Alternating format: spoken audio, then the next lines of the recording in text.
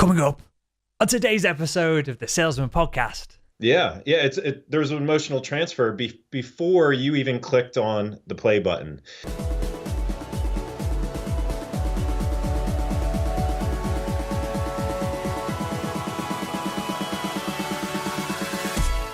Hello, Sales Nation. I'm Will Barron. As always, welcome to another episode of the Salesman Podcast. On today's show, we have Steve Pacinelli, CMO of BombBomb.com, and we're talking about essentially what BombBomb.com does, and that is video emails. We're talking about how they can break through the noise and how there's loads of applications for them within the world of sales. You find out more about Steve over at BombBomb.com, and with that all said, let's jump into today's show. Hey, Steve, and welcome to the Salesman Podcast. Well, thanks for having me. I appreciate you having me on the show, Will. You're more than welcome, sir. And today we're going to talk about essentially video emails. And we've talked about this, we've touched on it in the past. It's kind of been part of a larger topic of email.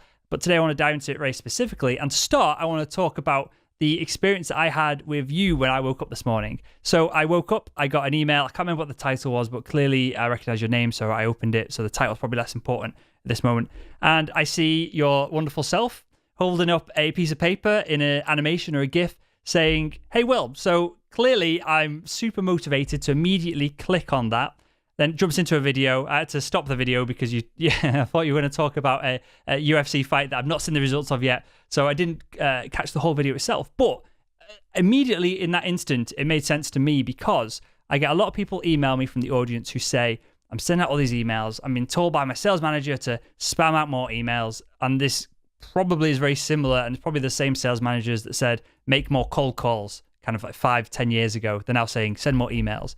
And the problem that they get and the problem that they come to me with and are asking me for a solution for is I'm not getting any engagement for these emails. So where I want to start, Steve, after that intro is essentially the response that I gave, that you gave me, the response that I got from seeing this email, seeing like kind of you, having that rapport there, noticing that you were in some kind of like, it was either a really nice house or kitchen or a coffee shop with kind of like nice wine glasses hung up in the background. I feel like there's a bit more context to us before I've even had a conversation with you. Is that the response and is that the goal that a video email gives us? Yeah. There was an emotional transfer before you even clicked on the play button. And it actually adds weight to the text that's on the email as well. And so if you can provide that, as you mentioned, that little animated preview and give someone a glimpse into who you are or what you do, or well, I'm sure we'll talk about more stories later, but I have some interesting stories about children in the background running around and chaos. And, it just gives people a little view into the world. But most importantly, what it did, and having that pre-written message, that handwritten message on a piece of paper, it showed you that you weren't on an automated email list.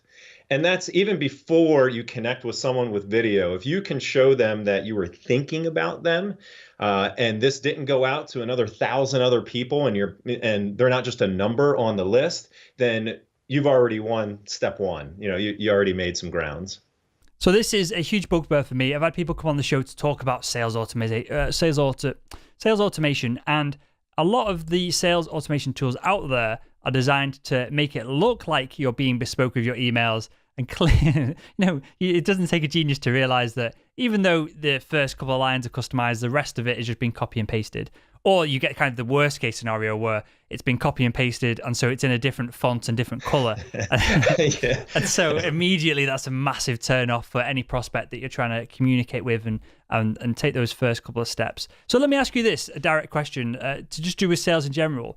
Is bespoke emails, is communication on a one-to-one level, because clearly you are on the marketing side of things, is that what separates sales and marketing? Is that the salesperson's biggest advantage right now where we are in the internet age? I think so. Being real and bringing sales back to the way that it used to be with personal relationships. We've been going down this hill of we're the automation nation now, and everything is automated, and we're automating relationships, and the relationships are the last thing that you should be automating. It's the mundane work. And yes, we use automation systems, here at BombBomb, and we have mass emails that go out for specific reasons. But the ability to bring the sale back to a personal, one-to-one sale, and not just shotgunning, taking the shotgun approach and taking 1,000 people or 100 people and sending them the same dribble over and over again. Video and even without video, a specific email to a specific person talking about their needs, like you were mentioning in the Owen Fitzpatrick podcast, talking about, or Owen was mentioning actually, talking about the specific needs and how you can help that person, even beyond video. That's the future of sales. That was the history of sales, and now it's going back full circle. That's the future of sales as well. So before we jump into perhaps the structure of the perfect video sales email, and we can talk about your platform and then what people can do, whether they're taking videos on the mobile phone and other solutions for this as well to keep it open and engage for everyone. Do you have data, and I don't want to put you on the spot here, but do you have data or numbers that show, very specifically that a video email has a better response rate than just a text email? Is there any kind of, to put our scientific hats on a second, is there any actual data to show that this is more effective? Yeah, absolutely. And I'm going to brutalize these numbers if I don't if I don't look them up, because I tend to switch numbers around here and there. But we've conducted internal studies here at BombBomb, and we asked people if it helped them convert more leads, get more replies and responses, generate more referrals. And the majority of our audience reported 2 or 3 of those items. And so I don't have the exact numbers, and I don't want, maybe you can put them in the show notes there. I'll grab them for you after. But then also what's really cool is we're doing a study right now with Harvard Business Review. And it's complete. They did their research, but they're also researching that and talking about video and how video is helping people connect more, and if it's getting them more responses and more replies, and just helping them be a better salesperson and communicate over the digital mediums that people use today. And do you think, I'm sold on the idea. It wouldn't surprise me if it was a kind of 2x improvement on response rates or something crazy. And I don't want to put numbers into your mouth kind of thing, but that's what I would expect from if I did a experiment with this myself. Do you think that is because you can better connect with someone over video, or the novelty of not just having another spammy email sent to you, and the novelty of being different in in the marketplace? Well, let me ask you a few questions to respond to that. If you had the opportunity, let's say you had a hot new lead, and you had the opportunity of talking to that lead over the phone or communicating over email, what would you choose? I immediately would pick up the phone. Exactly. So let's say you had that same hot new lead, and you had a choice of meeting them in person. Time or distance didn't keep you apart. You had the opportunity of meeting them in person to close them down, or talk to them over the phone. What would you choose? Again, in person. My background's medical device sales. Regular listeners know this. So speaking people to over email on the phone is almost a novelty to me.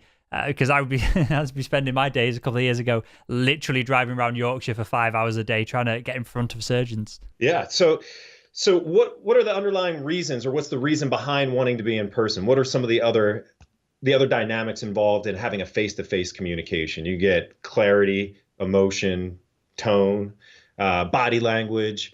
There's a lot of things that you are taking in when you communicate with someone face-to-face. But here's why video is so important, because when time or distance or technology, like, hey, 15 years ago, people decided that we're going to mainly communicate over email, and that's how we're going to prospect. And then for 15 years, we've been communicating that way. And since the beginning of mankind, we've been communicating one way, and that's face to face. And we got really good at communicating face to face. And then all of a sudden, we just turned it off. And we said, now we're going to communicate digitally. We're going to remove the most important part of the message. We're going to remove that out, and that's the messenger. So now there's no longer the messenger contained within the message, and we become the text on someone's screen. And it's been very hard for salespeople to communicate in that fashion. It's an entirely different way to think. And what video allows you to do is try to get back to that face-to-face communication where they can hear your voice, see your face, hear the passion that you have about your product, hear how you believe in your product and your system. And it's just trying to do, like we said earlier, trying to go back to the way that sales was in a more personal one-to-one relationship and allowing people to understand who you are as a person and not hiding behind the text on the screen. And I think you've just nailed the head on nailed the nail on the head there of essentially people do hide behind a screen. I've done it myself in the past, especially when I first started in the medical device world. I'd rather send an email to set up a meeting rather than just pick up the phone and speak to a secretary. It didn't take me very long to realize that nobody gets back to emails very quickly within the NHS in the UK, and so you have to do it over phone. Even better to just pop in if you're local, kind of thing. So do you see video being an ongoing trend here, even more so than just quick snippets in video? Do you see that kind of email dissecting into text emails and complete kind of video? I ask you a bunch of questions, you reply to a bunch of questions over video, because it seems like, and I know this for myself, I'm a really fast typer, but putting a quick video response or an audio response is something that I've experimented with in the past to get back to the audience quicker and to get through the kind of, we're getting 100 odd emails a day from the audience asking questions, and I love replying to them, but it's a real kind of like effort, and it's a real suck on my time. So I'm always looking for ways to improve and make that process more efficient, and doing a quick video is a potential solution to that.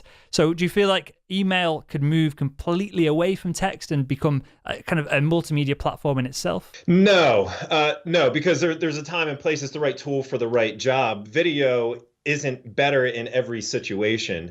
If you're just listing out something that's emotionless and you just want to give someone the steps to complete a task, we want to make sure that we're giving it to them in the best format possible. It's easier for them to sit there and read the steps on the screen and to go forth and do whatever you're asking them to do.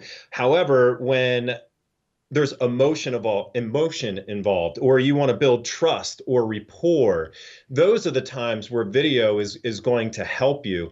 And so it's the right tool for the right job. Text-based email, it's not going away. It's quick. It's easy. It's great for lists. But the one thing I just want to bring up and make sure that we're differentiating when we talk about video, though, is the video that I prefer to deal with is video for relationships, not video for marketing or marketing through video.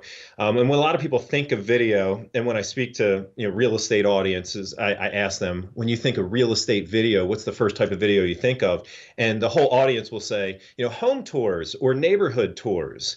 And those are more produced video pieces.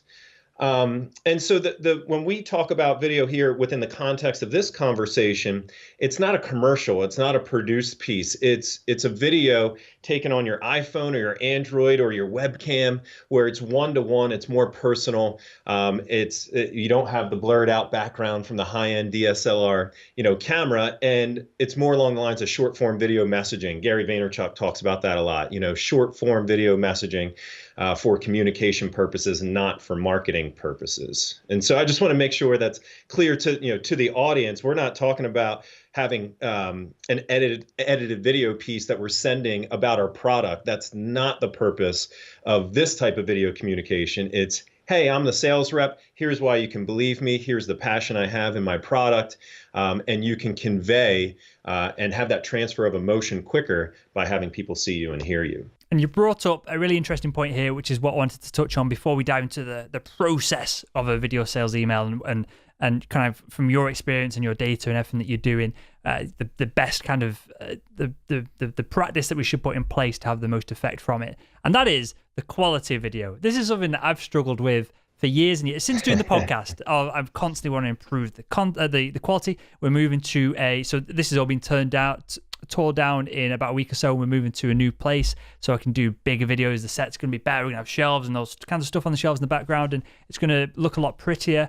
And it's a constant battle for me because I know from both data, I know from anecdotally from people emailing me, nobody cares. Everyone just wants the actual content itself. Nobody cares how pretty it looks.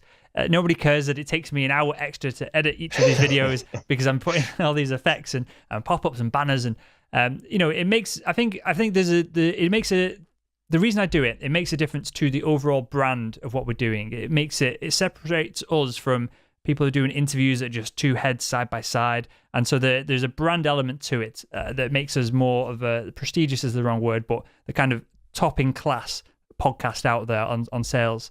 And so that's why I do it. But it took me, years to acknowledge that the audience don't particularly care consciously whether a great piece of content's done on my phone with me facing me, or whether it's done in kind of a studio setting. Am I crazy in thinking this, or no. is this a fact? And from your experience as well, is a kind of a bomb video done on a mobile phone facing you just as effective as in a studio? Well, yes, and again, it's the right tool for the right job. And if your audience is bigger, and this is just a general rule of thumb, the more people watching your video content, the more produced it can be.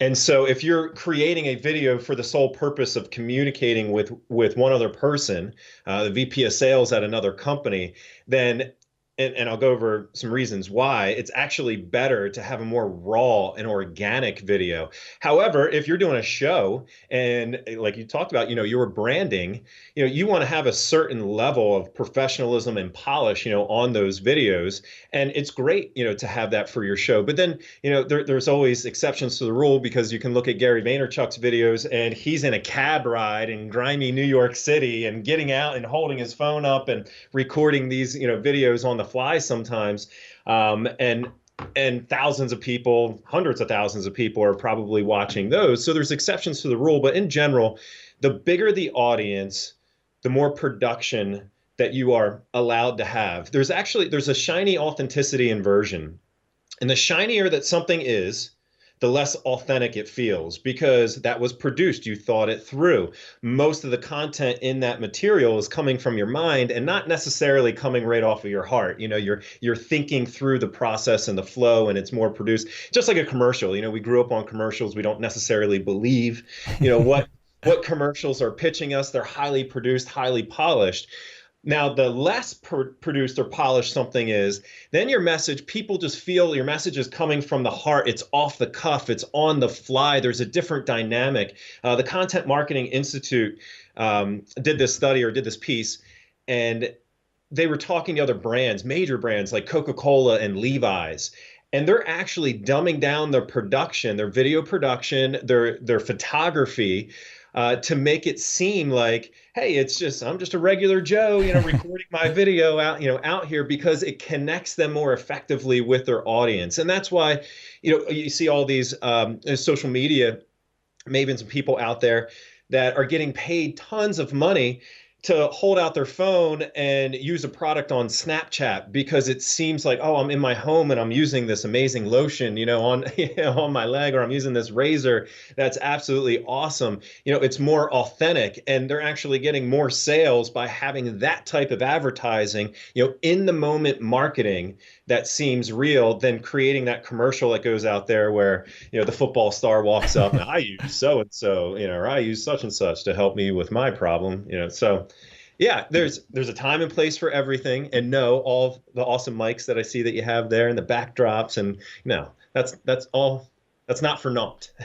Yeah, no, I'm totally on board with this. Totally agree with what you're saying, and I just wanted to, and I'm really keen and passionate about laboring the point with this, because I get, again, essentially whenever we mention something like this, I get a bunch of emails saying, "Oh, I don't have a good camera. I don't have this. I can't create content because," and it's just an excuse. It's very easy to procrastinate over like equipment and gear versus to just go on and create something, which is what we did. If you looked at the first couple of shows that we recorded, absolutely terrible quality, but I was very conscious just to get out and have it exist.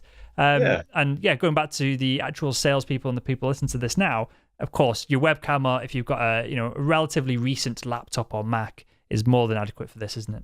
Yeah, absolutely. And if you're just sending these one-to-one messages, even the audio is important. People need to be able to hear you. But I'm thinking back to one specific example. This realtor was following up with a lead, and he sent them a video message. He was concerned with the way that he looked. He wasn't in his suit and tie. He's wearing a baseball cap, and he's like, I don't want to send this video out. But he heard we were just hammering into him, like, you just need to do it, get in front of people. So he sent a video. He was outside, and he held up his phone and he recorded this video for this new lead. and there was wind noise in the video, and the camera was shaky, and he was recording it in portrait format rather than landscape, which is okay for one-to-one videos, not great, not good for professional videos at all. But he was holding it up, and his daughter peeks her head into the background of the video and is like, hello, and chimes in, and the video is awful in terms of production. It's the worst thing that I've ever seen. But he got a response back in less than 10 minutes from a lead that he's never met before that said that they're going to bring Bubbles to their first appointment. They already confirmed themselves on the appointment because they saw his Y in the background. It had nothing to do with the polish or professionalism of that video. Now, again, I'm not saying everyone go out and create terrible videos, because it depends on who your audience is and the context and everything else. But yeah, that does work, and works really well. So getting really practical with this now, what is the process and the structure for this? Is your stereotypical sales elevator pitch? No, in fact, let me just turn that on its head, because I was going to go down a route then of is the structure for a video message the same as that? But clearly it's not, because we want to just have a conversation. Are we sending these videos just to get a single response? Should that be the goal of a short video like this? In an initial, so if you're cold prospecting or you're following up with a brand new lead, your goal of that first interaction is to simply get a response. It's not to close down that person. It's to start that relationship and build that dynamic of know, like, and trust, which video can do like no other digital format. If you can meet them in person, great, but you're not there yet. So it's just to get a response to make people feel comfortable with you. So in that case, yes, the simple answer is yes. However, if you have a customer and you've been working with them for a while, or maybe they're upset about something that went wrong in the process, or they're upset about something, with your product, that in that case, your goal of the video is to show empathy, and you can show empathy like no other over video. If you write back, oh, so sorry, that you're having that experience, people they could think you're the smug salesperson, sitting there not caring about them. But when you show in a video, oh my goodness, I'm so sorry that you had that experience. Here's what we're going to do. They can hear the empathy in your voice, and you'll get a totally different response, from them. You're going to get a response no matter what in that case, but you're going to get a more favorable response because they look at you as a human being. There's a lot of studies out there that show that we don't recognize other people as human beings unless we see their face. And you can think about this. Think about this when you go on a website and you read like a polarizing article, and on the bottom of the article, all the comments are underneath, and people are just venomous to one another. And they would never say the stuff that they're saying in the comments, of that post if they were face to face, because they're not recognizing them as human. Or same thing with like road rage. You see the other person as a car, as an inanimate object. And that's why one person kind of like cuts you off and you go off the handle, or you see someone getting so mad at you. And then if you drive past them and they're like, and they wave and they're like, sorry about that, like instantly it's dissolved, because you're like, oh, that person's human, they're sorry.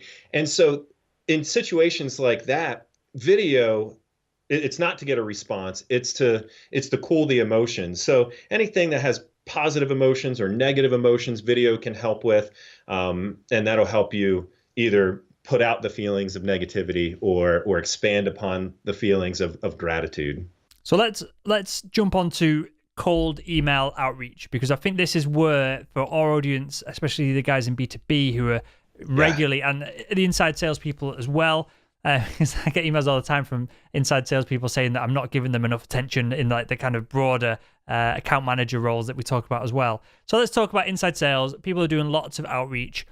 I'm convinced, I don't know if there's data on this, but I'm convinced if you did video emails, the time that it takes to do each of these emails would be offset by the much higher response rate that you're going to get for them. So I don't think that really needs to be discussed. But what is the structure of these from a physical perspective? Is it the same as just any other email where you've got to have a subject line which ties them into the email, and then in the email itself, is it just the video or is it text as well? In case I don't know if are GIFs viewable on every device, for example? Do we need that bit of backup underneath? What's the structure from the physical placement of buttons and items and text and videos on the screen? Good question. And this I can actually give you some data on off the top of my head. But we have customers that are getting a 20% response rate off of cold emails, not open rate, not open of their email, 20% response rate, not click through, response rate. And so, and we're actually getting that too. We eat our own dog food. We have inside sales team, and we reach out to our, enterprise, our targeted enterprise accounts. We reach out with cold videos, and we'll go through the structure as you're asking. We'll go through the structure right now. And the structure is, there's portions of the email that you received that I sent to you last night that you got, this morning, that are very similar in reaching out. If you're in inside sales and you're reaching out to one of your prospects, and the first thing that you want to do is you want to have text and video. It's important for them to at least be able to skim it, and we'll go through that in a second. But the video portion on the top, the number one thing that you can do, the biggest tip that I think anyone can take away from this podcast here today, is to personalize the thumbnail of your video. Now, if you're using something like BombBomb, we do animated thumbnails, and so you can have an animation there, and you can do things in that animation, which we can talk about. But even if you're doing this manually on your own, and you're recording a video on your own, you're uploading it to YouTube, and you're changing the settings, and you're taking a screen cap, and you're popping it in the in the email, and taking the URL and bringing it in, you can do that, without paying any money. It's still important to pay attention to that thumbnail. And that is going to be your biggest asset in getting face-to-face with that prospect and having them play that video. Now, when I sent a video to you last night, Will, I had a handwritten message, right? And you saw that handwritten message. And did that inspire you to click play on the video? That inspired me to literally click it right that second, because it gave me intrigue, as opposed to, because a lot of people come on the show, they'll send me a bunch of headshots and topics to talk about and all kinds of things like this. So it immediately turned the conversation from, hey, this is just someone giving me a bunch of information, to this is something that I've got to watch because it might be something I should engage with. Right. And so what we talked about before, automation, it instantly told you, because your name was handwritten on a whiteboard or a piece of paper. You can use anything. People use their iPads, and they'll write a little handwritten message on one of the drawing apps on the iPad. But it instantly told Will, without Will having to read the email at all, when someone sees their name handwritten, just like when someone hears their name, it's the sweetest word to their ears. But when they see their name handwritten, there's power behind that. There's a psychological persuasion. And it's like, wow, okay, this isn't a mass email. My name is handwritten on a whiteboard. Very few people will look at that and be like, I don't want to hear what they have to say. And that is one of the most powerful elements of sending a video. Even before they play that video, you're connecting with them on an emotional level. Now, you can do a lot of sweet things with that whiteboard or that piece of paper. You just don't write their name down. You give some context. And a lot of things we like to teach our clients, whether they're selling, B2B, or it's a real estate agent or a mortgage rep or a car salesman. We like to tell them to put the name in context. So if you're reaching out to another company and they just hit a major milestone in sales, and they're proud about that, and that was on the news wire, write that, right? Congratulations, Will, or congratulations, Mark, right on the whiteboard. And congratulations on making the Inc. top 500, whatever it may be. And again, that's that psychological trigger, because no one's going to receive that video email and say, you know what, I don't want to hear how awesome I am today. I'm not going to click play, on that video. So there's a lot you can do with a simple whiteboard and someone's name. And that's the main thing that you want to think about when you're sending out video messages. How can I make totally clear to my recipient that this is personalized, that I took the time to do this for them? And it's the rule of reciprocity. People feel like you went out of your way. They're not a number, that you took time to do this, and it demands a response. And that's why we get such a high response rate, from our people that are in B2B sales. So that's step one. Let me just jump in here, because with the video itself, should we be giving a action point in the video, or should the video just be, kind of, hey, was thinking about you, or this this thing happened, so this is why I'm engaging with you, and then underneath in the text, should it be, let's get on the phone, or let's do this, or I want to re-engage about this? Should that happen in the video, in the text, or both? It should happen in both. You want to give a quick overview in the text, and not, you don't want to go in depth. You don't want to double up your work. More bulleted list, in the text so they can get an idea. But the trick here is to use the text to highlight the video. The goal is you want to get face to face because you're more persuasive when you're in person. And when you can't be there in person, video is your next best option. And so in the text, you leave out an important segment or you highlight, the video. Hey, listen to the video above to hear how you can that you don't give in the text. And so that's one of the best things to do, is push that video view, push that play, within the text. But there's also a cadence and flow that you can use in your video that we recommend to our clients too. Did I answer your question, or should we? Well, tell us more about the cadence as well and the flow. I'm just really intrigued because clearly there's many people use it on your platform and others as well. And I just want to save the audience time of doing as much of the experimenting as they possibly can if there's a best practice to go about it. Yes. Okay, great. So, and I'm sorry, I get so excited about this stuff, but we have a basic 3-part framework, which we like to teach people. And whether you're using video in an email or you're just holding out your phone and recording a text message for someone, anybody can record a video and text it out and it's going to get to the recipient 99% of the time. You don't need special tools. You don't need special equipment. So this is just a great workflow to follow in like 90% of your videos. And it's called empathy, value, call to action. And it's a 3-part framework. First, in your video, you empathize with where the person is, not where you want them to be, right?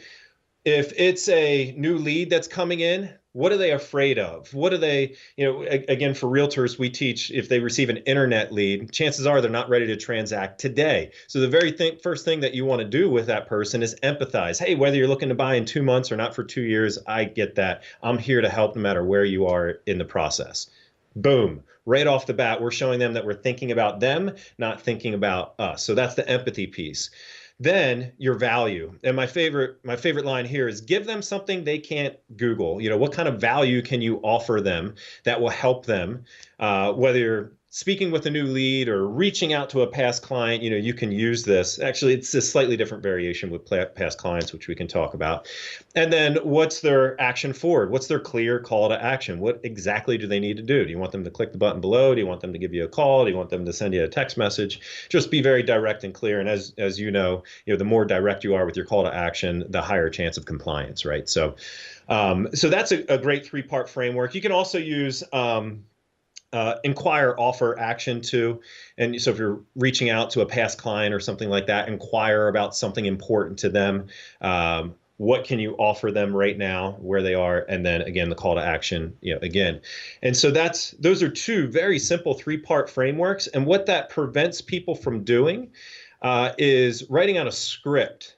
The killer of all personal interaction is reading from a script, and the tools, the monitors that they have, that allow you to like put your, iPad in there, your iPhone, and have a script come down, that will destroy any chance of relationship building that you have. Because unless you have 10 years of experience of reading from scripts and being natural, it's not going to come off as natural. And every and ah and pause that you make actually builds trust and rapport. Now, you don't want to have an entire video of and just stumble over your words because you're not going to seem competent, but it's okay to speak like a human being.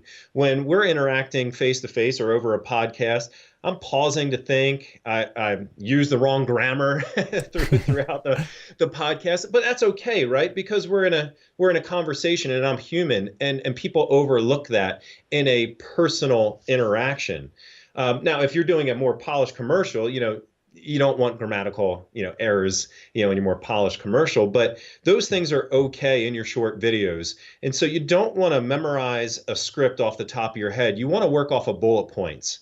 And if you think about how you can empathize, what's the first bullet point, second bullet point, what's your value, what's your third bullet point, your call to action, then that's a great framework to work off of. And if you need to jot down the 3 things, if you're really, really bad on camera, that's okay. Jot down those 3 bullet points and look down and pause. Again, it makes you more human and it connects your audience to you. And let me just give a bit of context on this from the podcast perspective. So I did 5 episodes, and the group that listened to them were mixed. From half the people listened to shows with no ums and ahs, and it painstakingly took me literally took me days to go through and delete them all. But if I knew that it was a higher, if there was more value in the show, in it being more succinct, it was worth doing it for me. I would have paid an editor to go about and do it from the future.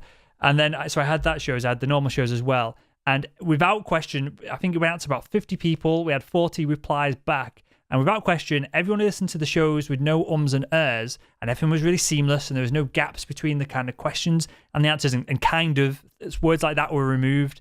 Because I use like that. I use like that all the time. That literally sentence I just said would have been removed. The response was that it sounded weird and it didn't sound authentic and real. So immediately at that point, I kind of put all that aside, and the videos go out raw, and the audio does get polished a little bit, but not as much as what we did in that experiment. And people didn't know why it felt weird. They just knew it felt weird. And that was what was really interesting to me. No one pointed out that the ums and ahs and everything were removed.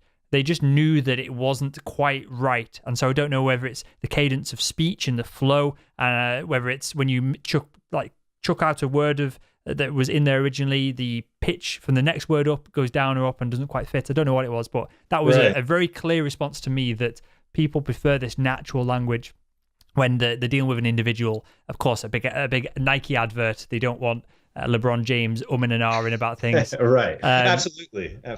And this brings me on to my final question on this, and I'm going to run through a couple of questions that we ask everyone that comes on the show, Steve. And that is, how long should these videos be? Is this a 15, 20-second high, yada, yada, value call to action, or is this a 5-minute kind of chilled conversation with yourself, just staring at your phone, hoping that someone's going to get to the end of it? The more rapport you have built with someone, the longer the video can be, as long as you're providing value. The smaller the relationship, or the less of the relationship you have with someone, I would keep the video short. So what we do at BombBomb to help people keep their videos short is we tell someone how long the video is before they even play. And I think the video I sent you is like 37 seconds or something like that. And then once you reach a minute, it just says a minute or 2 minutes or 3 minutes. And so we encourage people to keep those videos under a minute, especially if you're cold prospecting, you're reaching out for the first time, or maybe the second or third, still trying to build that relationship. Now, if you do have something of value and you're reaching out and you're telling them something that's going to help their business, obviously it can be longer. But the beginning of your video, if it's going to be longer, you want to tell them what they're going to learn. Why should they invest the 3 minutes of time in this video? And so that you can deviate off of the empathy value call to action there a little bit. There's not a single solution to each problem, because in that case you're going to start off your video and you're going to be like, oh, hey Steve, or hey Will, I'm reaching out because I really thought you would benefit from this yada yada yada that I have, or from this article that I just read and I thought of you.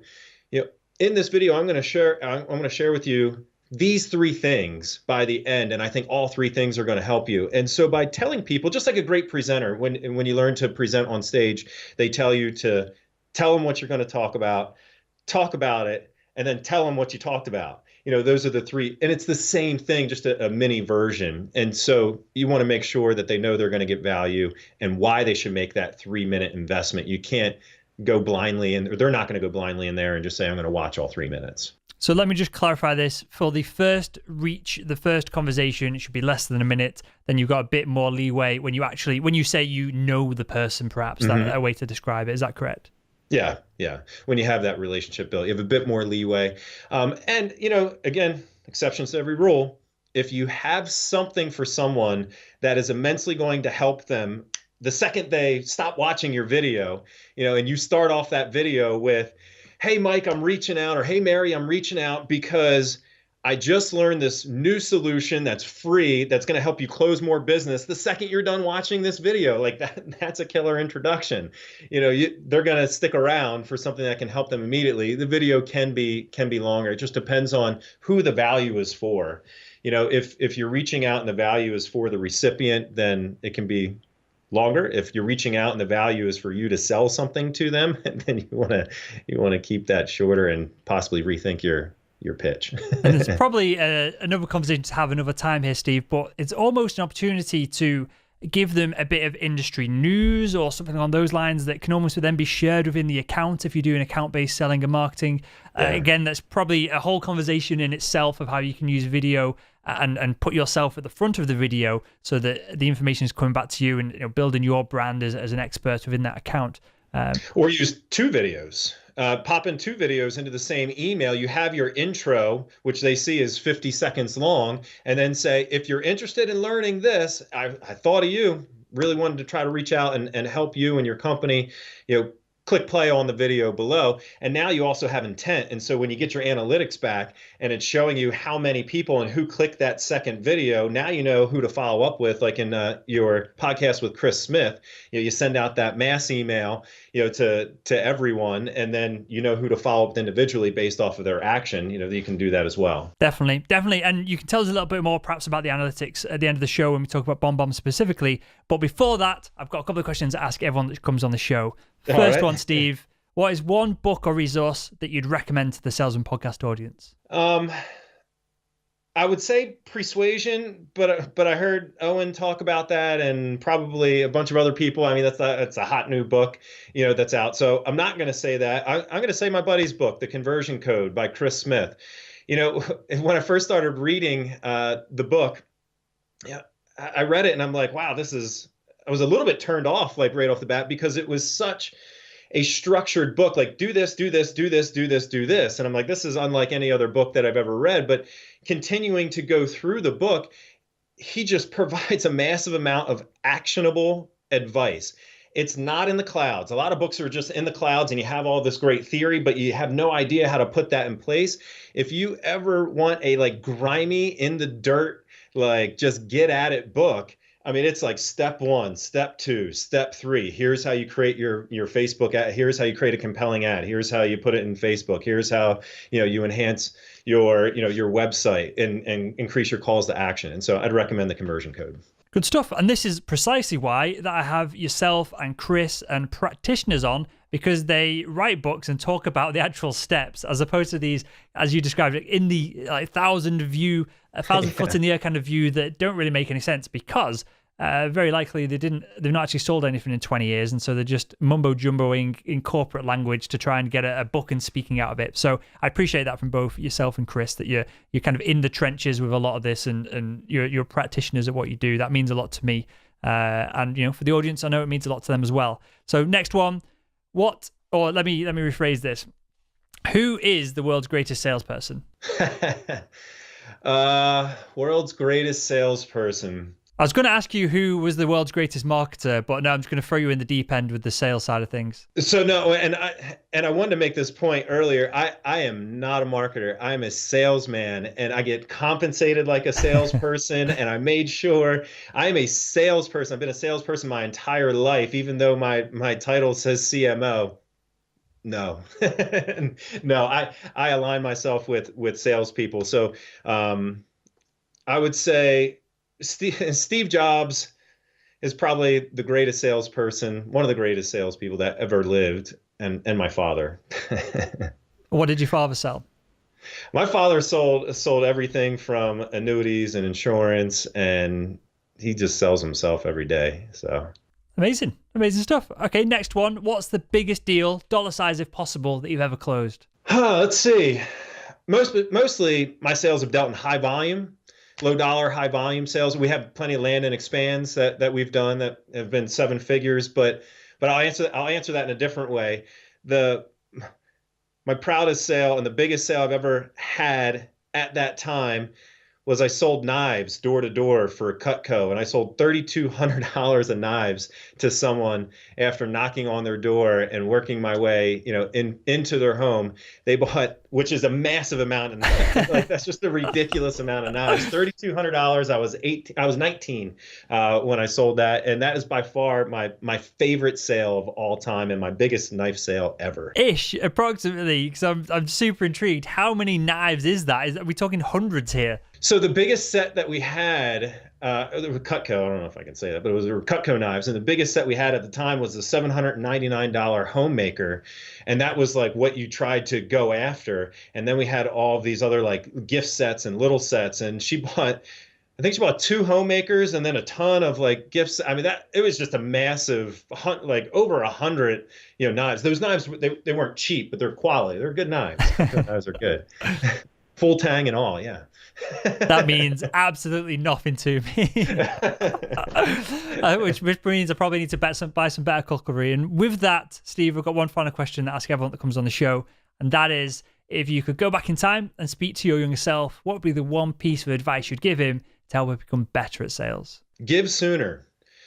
It took me a while. It actually took until I met my buddy Chris Smith. I was a sales manager back when I met Chris Smith, and he came on to my team, and we came up with our tech savvy agent concept of providing training and education. And he was the main driver, of that. And he taught me a lot of things during those days. I was 28 and 27 years old, 30 years old. And when I started giving more and I started sharing rather than keeping my best sales practices to myself, and I started teaching them to other people and sharing it with the world and using all the great platforms that we have here today, I learned more than everyone else that I was trying to help. And if I did that earlier on in my career, I think I would have excelled even faster, and I would have changed the lives of more people, around me. So give more and give sooner. And was this, because this is something that I talk about all the time on the show, and I engage with the audience with as well, because it's something that's very easy to hear and to intellectualize. It's very difficult to put it in practice until you get the response and the results of putting it in practice, then it reinforces it. So was this a clear-cut moment for you when you realized give first is what I need to do? Or was this a gradual process of you try it a little bit and then you get the feedback that it works and then you can go all in on it? Yeah, it was a little bit. Well, I'm a slow learner. so yeah, it was a gradual process for me. And we were providing these educational seminars, and I was doing the educational seminars to sell a product. And that was my goal. And when my goal was just to help the audience, I sold more products. And I'm slow. It took me a while to realize that. And Chris helped me realize that along the way. We worked together, and that's what he helped me realize. And it was a slow process, but I think other people, it can happen faster. But now I'm fully bought in. No, I'm glad you said that, because I think we talk about things on this podcast, other podcasts, whether it's YouTube videos, whatever it is, and the person who is giving the advice knows all this stuff, and they've got the burden of knowledge of a lot of this, they know that it works, whereas people listening to it, it's very easy for you to, again, just intellectualize it and go, hey, that makes sense, and then not put it into practice because you're not talking on the kind of in-depth level that the person who is doing the preaching essentially is. So I know it means a lot that you say that it took a long process, because it took me a long time to understand this, even with the podcast and everything that we do. It took me a long time to realize that if I just give and give and give, obviously you have to ask for deals, you have to ask for sponsorships, you have to encourage people to join up to the sales school and all the other products and everything else we do. But the more that I give, the more it just comes in comfortably, naturally, and without any kind of weird sales stuff going on, which is kind of the sales of 20 years ago. So I appreciate that. And with that, Steve, tell us a little bit about BombBomb. And we've kind of hinted it as we've gone through the conversation, but I think this is super practical to our audience, and I think there's a whole bunch of people going to sign up from this show. Cool. Yeah. I mean, BombBomb's simple. We allow you to get in front of the people that matter the most to your business earlier and more often. And so when time, distance, and technology keep people apart, you can record short form video messages, send out those messages to your prospects, your past clients, connect on a more emotional level, and then gather the analytics on how many times they opened your email, what links they're clicking on, how many times they watched your video, heat map on the video as well. And we allow you to scale your best asset. I always ask the audience when I'm speaking, what's your best sales asset? And people will be like, it's my CRM, it's my phone. And then, no, it's you. You are your best sales asset. And all we do is put you in front of more people more often. And you can record videos on your own. We were talking about YouTube and recording it and uploading it to YouTube, but it's a process. And what BombBomb brings to you is simplicity and speed. It's speed to lead, it's speed to video, and we deliver that video with that animated preview that captures someone's attention, that gets them to play that video. You're not driving them to YouTube where they're watching the funny cat video and dog video, and you just removed yourself from the call to action. And so we have a one-to-one email system and even a mass email system that allows you to incorporate video into and gather those analytics. So, and where can we find out and sign up? BombBomb.com. So BOMB.com. Go there. You can watch a couple videos, of course, on the website, slightly more produced videos there. But we're just launching a new website right now, and we'll have a lot of great guides, like your Overcoming the Fear of Video guide, 26-page guide on. And this might be a future show, not that you might not want me back on the show, but a 26-page guide on how to be comfortable on camera, how to look at the camera, how to prepare before you get on camera, power posing and the right mental mindset. And there's just so much around that, but tons of other guides for you guys to check out and that we think is going to be beneficial, whether you use BombBomb or not. They're educational. Well, we'll link to that guide in the show notes. I'll check it out myself to see what I can do to improve my video presence, if we want to call it that. And with that, Steve, I really appreciate our conversation, mate. I really appreciate, again, I mentioned it earlier on, that you're a practitioner, that you can talk about all this with the numbers and the data as opposed to kind of high in the sky conversations. That does mean a lot to me and the audience. And with that, Steve, I want to thank you for joining us on the Salesman Podcast.